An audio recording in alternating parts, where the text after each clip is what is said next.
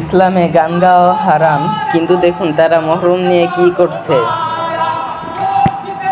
আপনারা নিজেরাই দেখতে পাচ্ছেন যে তারা গান গাওয়া শুরু করলো, কিন্তু এটি ইসলামে সম্পূর্ণ হারাম।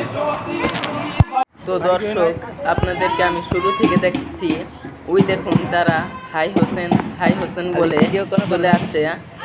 তো তারা দল ধরে আসতেছে। ইসলামে মহরম একটি গুরুত্বপূর্ণ দিন, তবে তারা এই দিনকে নিয়ে অনেক মজা করতেছে। তারা একটা ফিতনার মধ্যে রয়েছে। তো দেখতে থাকুন, তারা ভাই সকলেই চলে আসছে। তো আরেকটু পরে দেখবো যে তারা এসে কি করে।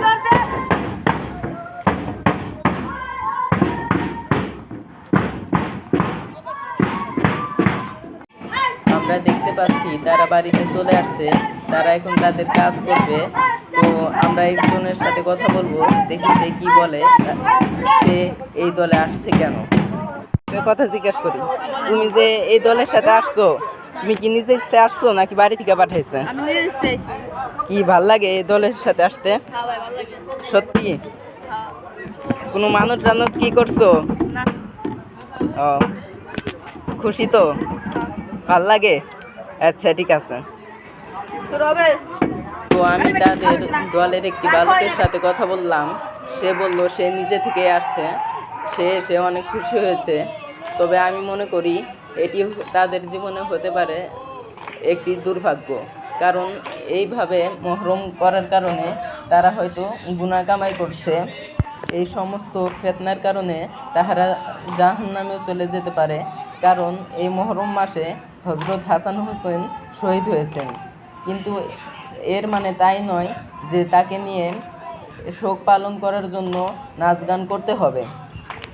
তারা চাইলে কিন্তু একটি মিলাদ মাহফিলের আয়োজন করতে পারত, সেখানে হাসান হোসেনের জন্য দোয়া করতে পারত, কিন্তু তারা এটি করে নাই।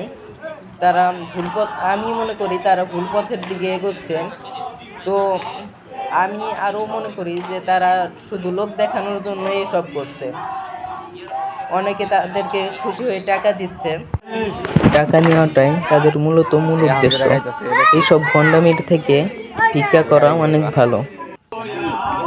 এই দেখুন, একজন টাকা তুলছে, ভিক্ষুকের মতো আগাচ্ছে। তো দর্শক, আমি আপনাদেরকে দেখালাম মহরম নিয়ে তারা কিভাবে মানুষকে প্রতারণা করছে। আমি চাই আপনারা কেউ আর প্রতারণার শিকার হবেন না। এই ভিডিও দেখে আপনারা বুঝতে পেরেছেন আমি আপনাদেরকে কি বুঝাতে চেয়েছি। তো আপনারা সচেতন থাকুন এবং অন্যকে সচেতন করুন। তারা এখন খাবার খাওয়ার জন্য অপেক্ষা করছে। এই দেখুন, তারা এখন খাবার খাচ্ছে, খাবার খেয়ে তারা চলে যাবে। তো গাইস, এই পর্যন্তই। ধন্যবাদ।